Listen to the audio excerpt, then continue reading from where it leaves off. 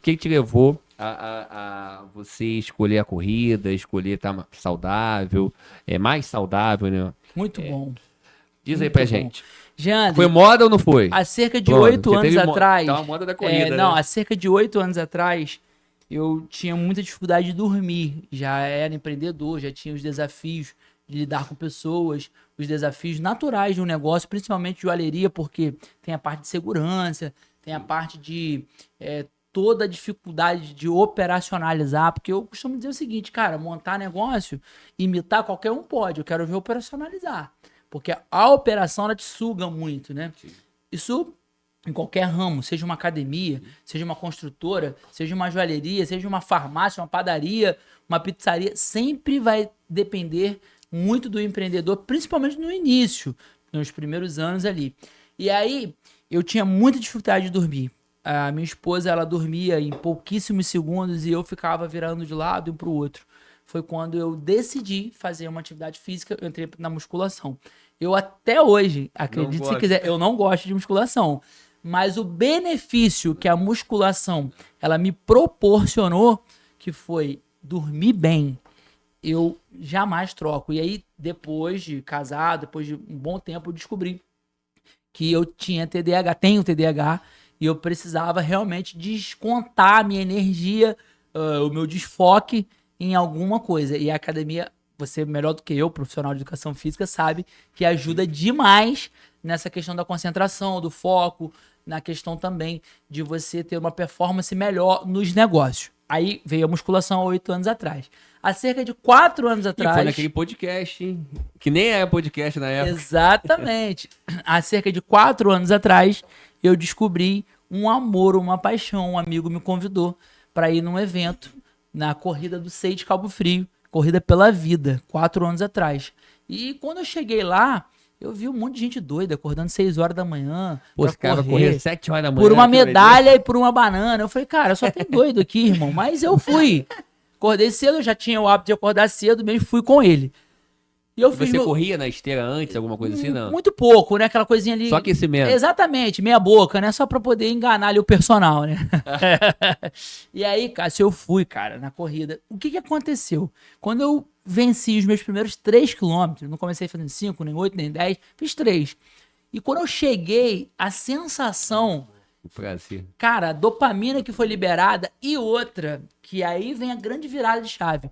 O ambiente da corrida era uma corrida da igreja, tinha louvor, as pessoas estavam muito felizes e era uma tribo. E eu me senti participante daquela tribo. Assim como tem a tribo do CrossFit, sim, tem a tribo da canoagem, sim, tem a tribo da bike. Eu falei assim, essa é a minha tribo.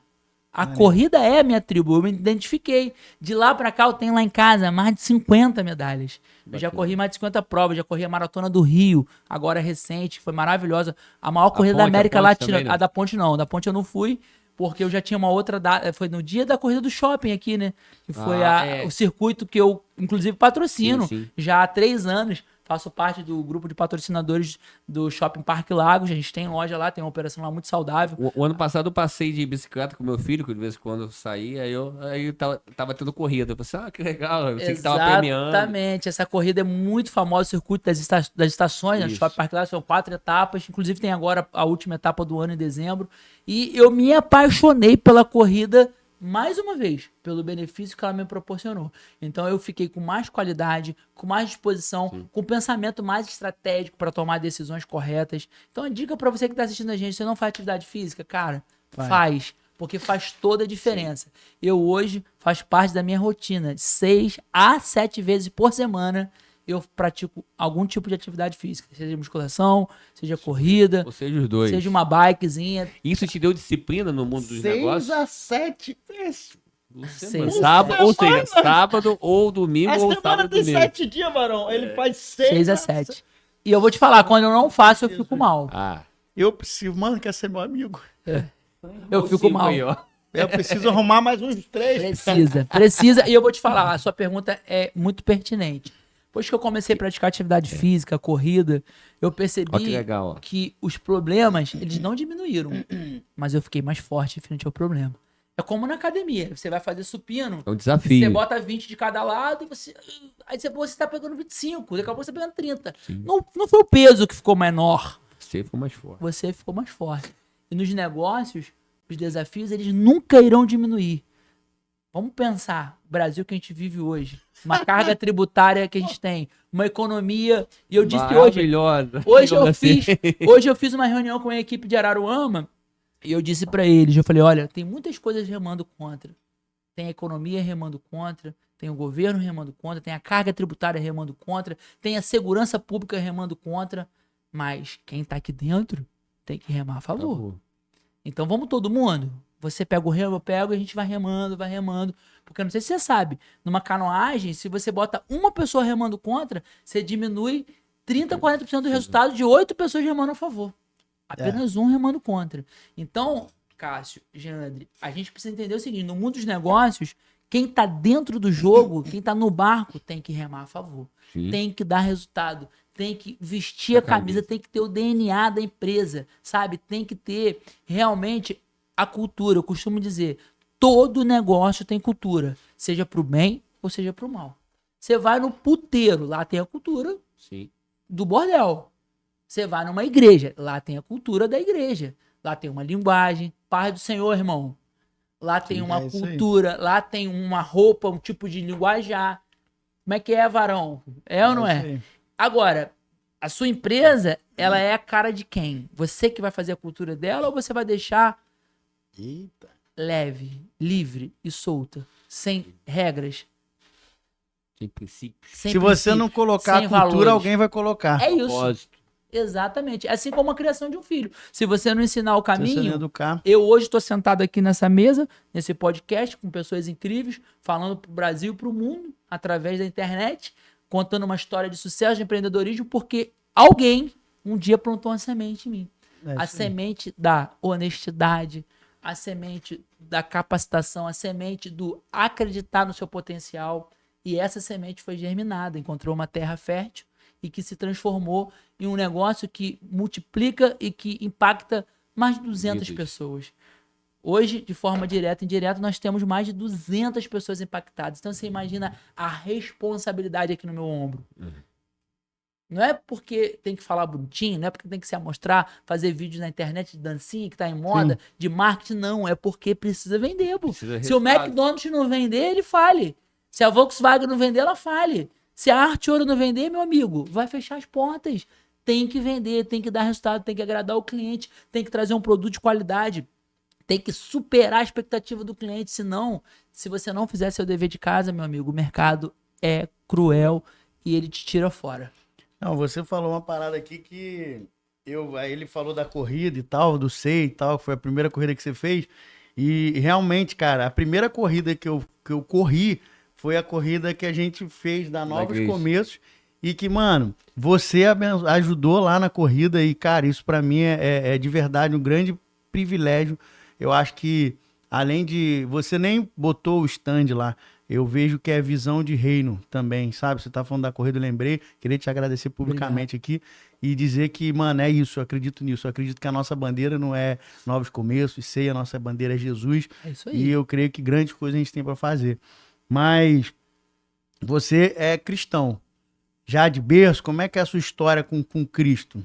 Desde berço. Meu pai é pastor evangélico, fui criado na comunidade aqui em Cabo Frio e ele colocou em mim princípios, meu pai, minha mãe, minha família, que o dinheiro não compra. Então, eu nunca tive um tênis, uma bicicleta, um violão. Meu primeiro violão eu tive que comprar com o dinheiro que eu trabalhei no final de semana, nas férias e tudo mais. Então, eu trabalho desde muito pequenininho. Desde 9 anos de idade eu trabalho no comércio. Com 13 anos de idade eu trabalhava no comércio no centro de Cabo Frio. Sem carteira assinada, porque eu não podia assinar, só podia assinar com 16. Então eu vivo o varejo na veia, o comércio, o vendedor nato, desde muito novo. Mas o meu pai, ele nunca me deu dinheiro, nunca me deu bens materiais, mas ele me deu aquilo que o dinheiro não compra. Que são princípios cristãos, são honestidade, valores, aquilo que a gente leva para o resto da nossa vida. E a gente tenta, obviamente, que empresa, ela tem a sua cultura, tem os seus valores, tem a sua missão, sua visão, mas que a gente tenta, de alguma forma, levar isso para os nossos colaboradores, sempre honrando o Senhor em tudo aquilo que a gente faça. Ó, vou contar para vocês rápido. As últimas 3 semanas, a gente teve desligamento de pessoas importantes que faziam parte da rotina nossa, que de alguma forma mexeu na estrutura da Arte Ouro. Tivemos uma tentativa de assalto na loja de Araruama, com troca de tiro, e tivemos uma tentativa de arrombamento na loja de madrugada. A gente viu arrombamento. 3 semanas, 3 desafios. Aí eu te pergunto, é fácil empreender no Brasil? O cara pegou um carro de madrugada, tentou entrar com a ré, deu ré na porta da loja, arrombou a porta, aí o alarme tocou, a polícia veio, ele fugiu, foi embora, não levou nada. Deixou prejuízo da porta de vidro. E no mesmo dia, esse cara tocou a porta que postou lá, eu vi. A polícia chegou, não. Não, a porta foi arrombada 5 horas da manhã, 8 horas da manhã a porta estava pronta para a loja funcionar no dia já.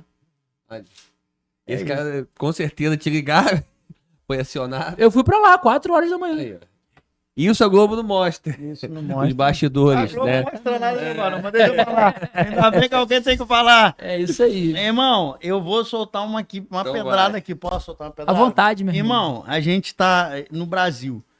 A gente acabou de falar de todas essas taxações que têm acontecido agora cada vez mais. E a gente, como empresário, sofre mesmo, porque eles beneficiam a grande massa, mas esquece quem paga o salário da grande massa. É possível, como é ser uma pessoa próspera financeiramente, sendo crente? Você acabou de falar dos valores. Então, como você conseguiu alcançar a prosperidade financeira sendo cristão? Muito boa pergunta. Primeiro, vou desconstruir que prosperidade está relacionada a dinheiro. Não é apenas dinheiro. Prosperidade é você ter saúde, família e um trabalho. Então, não podemos inverter a ordem. O LJ já ensinou isso pra gente já. Saúde, família e trabalho. Então, as pessoas elas vivem em busca do dinheiro. E onde que tá o dinheiro, Geandre e Cássio? O dinheiro tá nas dificuldades que as pessoas têm, nas demandas que as pessoas têm e quem resolve essas demandas. Então, vamos fazer uma analogia aqui rápida, que a gente precisa gravar esse podcast e que a gente sujou essa sala. E para gravar o podcast, precisa alguém, vai ter uma outra gravação daqui a pouco, precisa limpar essa sala. Existe uma demanda. E limpar a sala ninguém quer, mas todo mundo quer ganhar o dinheiro para limpar a sala. Quem que vai ganhar o dinheiro é quem limpar melhor a sala. Então, o empreendedorismo, ele premia quem faz bem feito, quem tem constância e quem acredita mais. Sabe aquele filme Gigantes de Aço, onde o robozinho, ele vence todas as lutas, não porque ele bate mais, mas porque ele apanhar. Ele aguenta apanhar. É o Rock Balboa quando cansa o adversário. A gente está no Brasil. O Brasil não é para amadores. A carga tributária mais alta do mundo, as leis mais confusas do universo e tudo remando contra, conforme a gente já conversou aqui. Agora, tem o seguinte, o Brasil é cheio de desafio. Seu filho estuda numa escola particular, tem um empreendedor ali. Seu filho tem um plano de saúde, tem um empreendedor ali. Sim. Você provavelmente tem uma dor, uma necessidade que o Estado, que o governo não supre. Então você precisa entender que a oportunidade, ela tá na sua frente. E eu tinha um professor na faculdade muito engraçado, que ele falava assim, gente, serve pra mim e pra você. Oportunidade é como um fio de cabelo na cabeça de um careca. A gente está mais careca. Agarra e pega, porque ela passa rápido. Então, quem faz bem feito, o empreendedorismo premia. Quem não faz bem feito, quem não tem constância, ele também premia, mas premia com falência, premia com contas para pagar, com depressão, sabe? E é muito ruim, né? Eu ouvi um podcast ainda cedo que a pressão ela é um privilégio de quem faz. Sabe por quê? Ele falou sobre isso. Pressão é um privilégio de quem faz, cara. Porque olha só, imagina o seguinte, eu tenho 80 colaboradores para gerenciar, para treinar uma folha de pagamento enorme, tem uma pressão enorme em cima de mim. Agora, você imagina se eu tivesse um colaborador só. Talvez eu não teria a prosperidade que eu tenho, não daria no carro que eu ando, não moraria onde eu moro, meu filho não estudaria numa escola boa. Então, a pressão ela é um privilégio de quem faz. Não, e fora que você tem outro tipo de pressão, né? Eu lembro que eu vi o podcast, essa parte, eu cheguei nessa parte que você falou. Eu lembrei de um jogador de basquete que o pai dele tava falando, porque ele disse que tava sofrendo uma pressão muito grande da mídia aqui, dali, porque ele tinha que vencer, ele era o cestinha, um jogador americano. Aí o pai dele passou com ele de carro e falou assim, ó, esse cara que tá na rua, ele não sabe nem se ele vai jantar hoje. Ele não sabe nem quando que ele vai comer de novo. Ele tá vivendo uma pressão. Você prefere viver a pressão sua ou a pressão dele? Então você escolhe o tipo de pressão que você vai ter. E o empreendedorismo justamente é essa. Vai ter pressão? Vai. Mas e aí? Você vai escolher qual tipo de pressão? Eu falei isso com o Davi antes da gente começar. Eu fiz uma pergunta pra ele e vou fazer agora aqui no ar. É fácil ganhar dinheiro? É fácil. Difícil é você ser um empreendedor de sucesso. Você mover pessoas, paixão, propósito. Tanto é fácil que aqui em Cabo Frio, há um tempo atrás, tinha gente ganhando dinheiro fácil aí, com pirâmide, com uma série de coisas aí. Nós ficamos conhecidos internacionalmente pela cidade das pirâmides. Uma vergonha. Uma vergonha, pô, porque... Cara, você disse agora que o Geandro disse aqui nos bastidores que uma rede de academia dá 10% de rentabilidade para o investidor. Uma rede de academia dá 10% de rentabilidade para o investidor, mas tem que o quê? Empreender, contratar pessoas, colocar... Tem processos, tem tudo. Tem todo um trabalho envolvido. E mesmo assim ainda até arriscado. Tem um risco ainda. Tem que botar, como diz, eu falava muito, tem que botar a bunda na janela. Exatamente. Aí você tem 10% de rentabilidade. Como que um negócio vai te dar 10, 15% sem fazer nada? Um investimento. E olha que nós temos a maior taxa de juros do mundo. Sim. Hoje, no Brasil, você consegue pegar um dinheirinho e investir com tranquilidade, sem risco e ter uma rentabilidade positiva. Né? A nossa economia hoje proporciona isso, macroeconomicamente falando. Né, Geandre? Mas eu digo o seguinte, cara, o empreendedorismo não aceita amadores mais. Acabou. Eu lembro que quando eu era pequenininho, sabe, bem pequenininho, meu avô tinha uma merceariazinha que a pessoa comprava no caderninho, aquela merceariazinha de bairro, que tinha aquela máquina que moía, que fatiava mortadela, sabe? E aquilo ali era o empreendedorismo, seu José. Aquela pastinha com cheque. Exatamente. Cheque para dia 15, cheque para dia 30. Seu José com o bigode assim, pro alto.